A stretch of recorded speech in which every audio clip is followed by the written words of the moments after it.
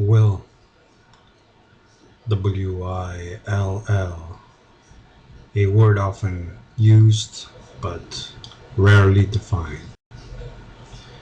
Will or willpower is the focus of a unity's biological energies upon a objective. Ergo, the underlying function of will is to focus an organism's need upon what it is lacking. Therefore, the term free will, which is another term that is often used without being defined, is a contradiction in terms. Freedom, to be free, is to be independent. To will is to will something you are lacking. You do not will what you are not lacking. Therefore, you will what you need, and need is a dependence. The will cannot be free, since it's the manifestation of a lack. Because the will is the focus by the mind of the organisms or the unities, aggregate energies upon an objective, how much of these energies are controlled and how well they can be focused is determined by the strength of the will. This leads to a situation such as an organism possessing less aggregate energies being able to overpower one that has more aggregate energies, simply by being able to focus these energies much more precisely. It would be like a beam of light being focused so much that it turns into a laser beam that can cut through even metal, whereas a light that's not as focused becomes diffused and loses its power. So you can have a individual who's, let's say, 160 pounds, and because he could focus with his will the sum total of his energies so precisely, he can overpower some other man who is 200 pounds. Now the larger man has more potential for power, to focus more power, but if he lacks the discipline or the will focus, the focus of the will, then he will be unable to do so. Here we see another fact. Just as appearance is not superficial, and it does mean something, in this case, size, mass, is also not superficial, since it designates a potential. Now, how much of this potential is realized is another matter. The fact is that a mass, the size of an organism, is the sum total of its potential. Now, because man has a much more powerful mind in comparison to another beast, let's say, that might be larger than him, his willpower can focus much more of the inferior sum total of energies he possesses, and so he can overpower a beast that is much more powerful than him. Now, this focusing can take on the form of physical focus, such as is practiced in the martial arts, or it could be a purely mental focus, that is, an intellectual focus upon a objective to such a degree that the mind perceives much more of that object than any other creature or any other individual can.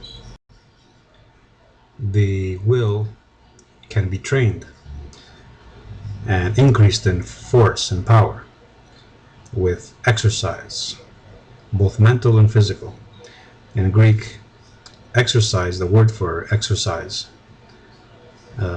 askesis, applies to both the body, as in athletics, and the mind, as in ascetics.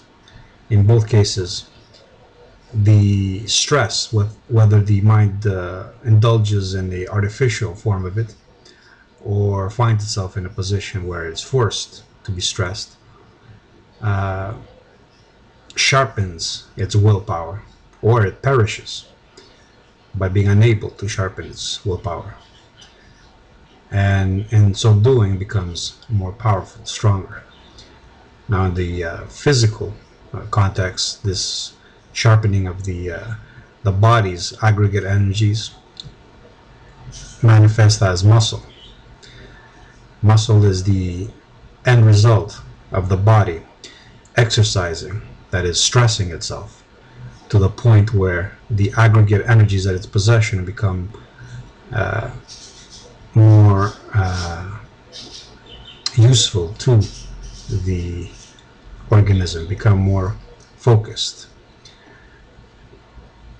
In the mind, in the context of the mind, it is more difficult to perceive the end result of this exercise, this focusing of one's will, because of course the mind is invisible to perception, but one can perceive the end result of this focus in the individual's discipline, in his demeanor, in his attitude, in his focus.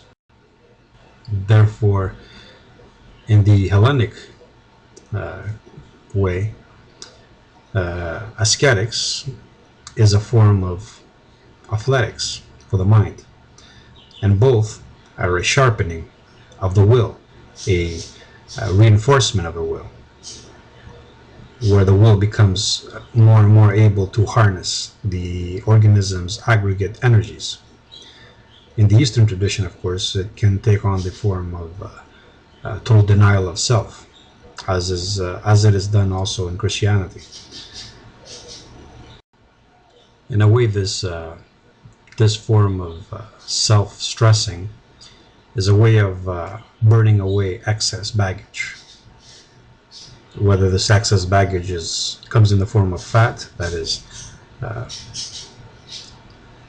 nutrition that cannot be adequately processed, so it is stored in the body and then becomes a weight detrimental to the organism, a burden. Or if it takes the form in the mind of excess baggage, as in insecurities, experiences that inhibit the mind's well-being. The only way to expunge the organism, both mind and body, of such excess baggage is again this stress, this exercising, this asketiki, where through this experience with stress, the will becomes sharper and sharper and gains more and more control over the sum total of the organism's energies. I think of this stress as a grindstone upon which a lens, the will, is sharpened. Now, there's a danger to this, of course, because if you sharpen too much, then you might shatter the lens, because the consistency of the lens, its strength, is also a product of its past. In other words, genetics. And not all lenses can be sharpened to the same degree of fineness without breaking them. So the more the will is polished, focused, made sensitive to light, the more it can focus this light. And this focus is the focus of the will.